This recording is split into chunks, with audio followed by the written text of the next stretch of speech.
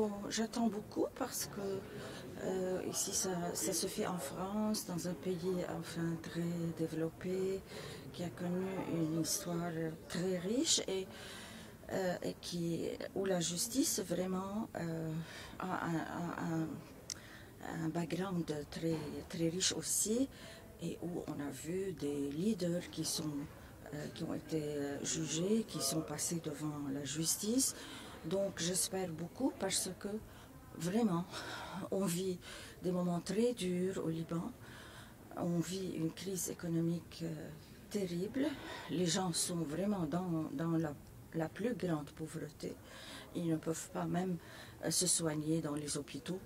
Le gouvernement n'a plus d'argent pour aider les hôpitaux, et les gens sont en train, vraiment, je dis la vérité, ils sont en train de mourir faute de soins. Et tout ça, c'est dû à un fléau de corruption qui a frappé le Liban depuis des années, des années, des années. Et ce qui a provoqué ça, c'est l'impunité. C'est-à-dire que les dirigeants qui sont forts, les gens puissants dans le pays, ils ne risquent pas d'être jugés, d'être passés devant la justice, parce qu'ils sont protégés. Ils sont protégés, ils sont protégés politiquement, même judiciairement, et voilà. Donc on a vraiment besoin de l'appui de l'Europe et de la France spécialement. C'est un crime contre l'humanité, ce qui est arrivé au Liban. C'est un crime contre l'humanité. On a volé tout un peuple. Est-ce que vous diriez que la justice libanaise a commencé ce travail de lutte contre la corruption depuis quelques années, et depuis le grand mouvement social qu'il y a eu en 2019 C'est vrai, il y a eu en 2019 un mouvement social important, et c'était le cri de la jeunesse.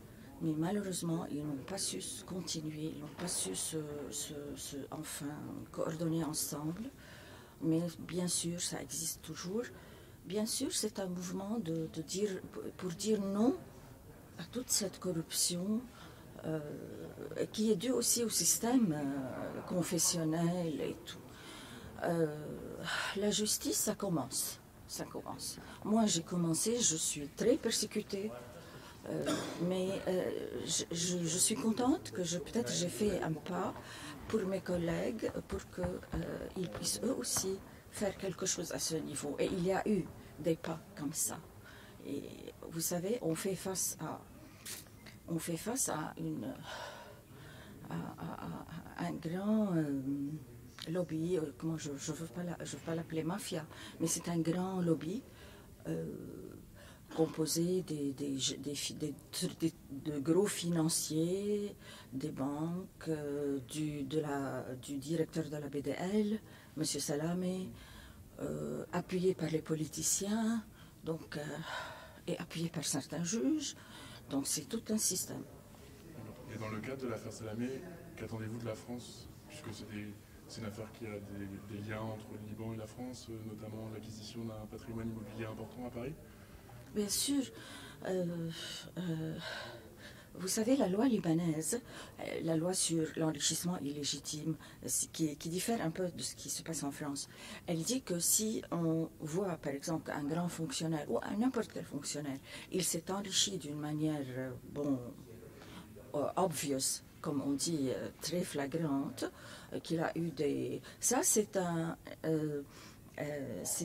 une preuve que il y a eu enrichissement illégitime. C'est à lui de prouver le contraire. C'est pas à moi de prouver que cet enrichissement est dû à, je sais pas, un héritage ou quoi que ce soit. Donc, du fait même que M.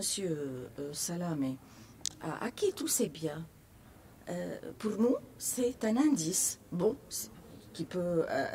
qui accepte la preuve contraire, bien sûr, mais c'est un indice que tout cet argent n'est pas de lui.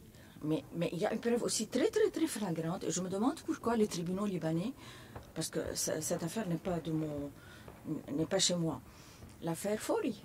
C'est très clair que l'argent qui devait devait revenir à la banque, à la BDL, est revenu à une société privée qui est dirigée par son frère. Donc ça, c'est très évident, il n'y a pas à dire. Mais bien sûr, j'attends qu'il y ait des mesures, parce que le peuple meurt, le peuple libanais meurt. Merci. Merci.